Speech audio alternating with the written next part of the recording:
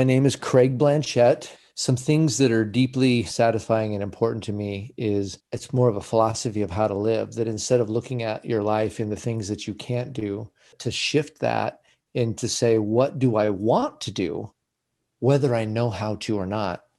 And then what problems do I need to solve to build what I want to build or to become what I want to become? So I was born with a birth defect that made my legs unique to me.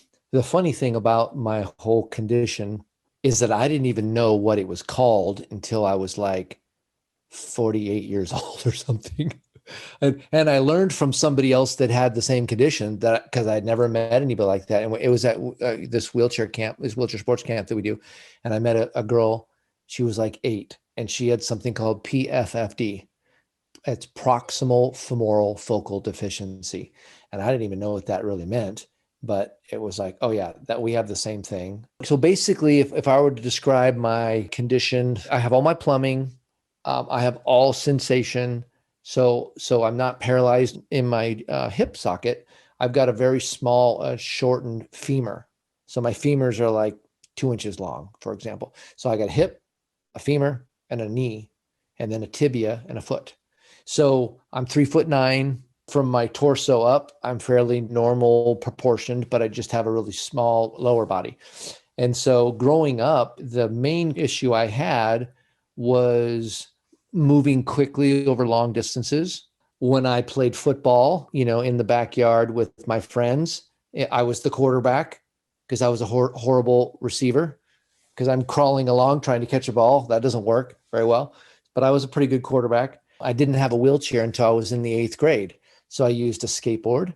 I had artificial legs, as clumsy and as uncomfortable as they were. So growing up, I would say it's you just kind of fit in, and you're just trying to figure out where you fit in the world, whether you've got short legs or long legs. You're just trying to figure things out. In California, I was on the special bus going to the special school because they're like, you don't look like your average boring human. You look like this unique, one of a kind creature. And so we have a special place that can accommodate those kinds of things. And when I moved to Oregon, I just went to normal grade school. I remember when I met my coach, Kevin Hansen, I think I was 17 or 18 years old. And I was at my mom's house and she was having a garage sale. This guy in this racing wheelchair goes right in front of me and then down the side street. And I was like, hey, come back here. What is that? And he turns around and I talk to him, and he's like, I only live a couple blocks from here. Why don't you come on over? And immediately we hit it off. And I didn't realize he was like this master coach that had philosophy and all this biomechanic chemistry and all this stuff. And so he started training me, and man, that was fantastic. I've been always competitive, I guess. And part of my competitiveness, I think, was due more to trying to fit in, trying to measure up. So for me, growing up, I did some sports. I did some swimming. I did back, and then it was the Special Olympics, and it was just an activity where I could do stuff, the obstacle course and do some wrestling. But after I met Kevin, it was like taking this desire to excel, to be good enough, to stand out, if you will, for reasons other than the fact that I didn't have legs. I wanted to stand out for the exceptional things that I could do rather than maybe the shortcomings. I started racing professionally in August of 1986. It was at the Wheels of Fire up in Seattle, placed 5th place, got a sponsorship from Jim Martinson and his team, won the next 9 races, setting 4 world records. I love the competition. I love the technology. I love the strategy. 21 world records. 9-time world champion. My latest one was in 2019, off-road hand cycling, which is a whole new awesome thing. Olympic bronze medal by 9/10 of a second from gold to bronze. Yeah, that was a lesson. But highlights for me personally, it may not have been when I won. It may have been when I lost and then developed a new skill set and overcome a problem and then won. There was one race with Doug Kennedy. They had some limitations on the length of a wheelchair. I think it was 1990 or 1991. They had removed that requirement.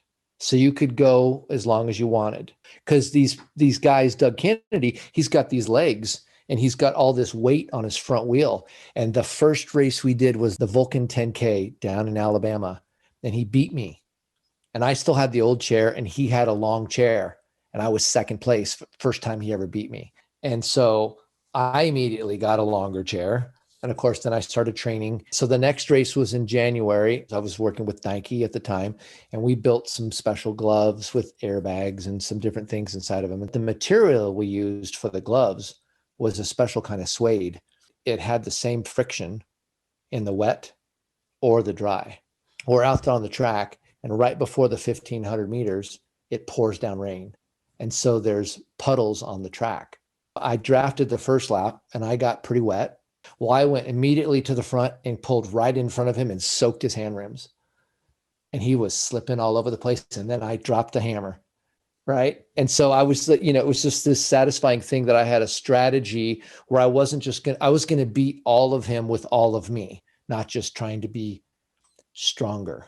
So the wheelchair camp that I'm part of, it started actually a guy named Bob Bardwell, and he's got so much heart and so much belief. He and a good friend of his, Jim Martinson, good friend of mine as well, they had a big race called the Kaiser Roll. And at the end of the race, Jim said, hey, we should have a wheelchair sports camp. We have all these people here. And the next year, they started with the first ever wheelchair sports camp. And it's just outside of Rochester, Minnesota, a town called Stewartville.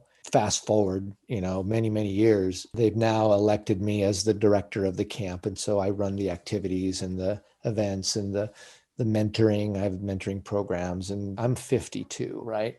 But you've got people from 6 years old to 75 years old. It's all age groups.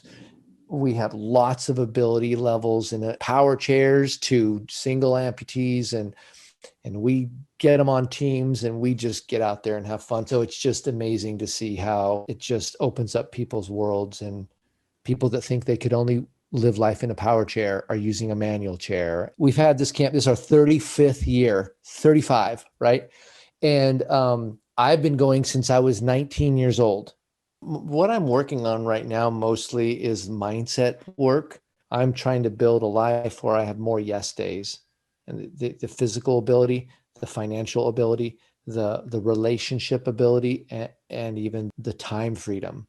And so I've been working on developing that and then teaching other people how to have more yes days, and even thinking about a book with the same title. Someone that's newly injured and their world has changed dramatically, it could be a life-crushing, never recovering situation where you always long to walk again. And I would just say, be careful with that, because that's going to keep you from living like a full life.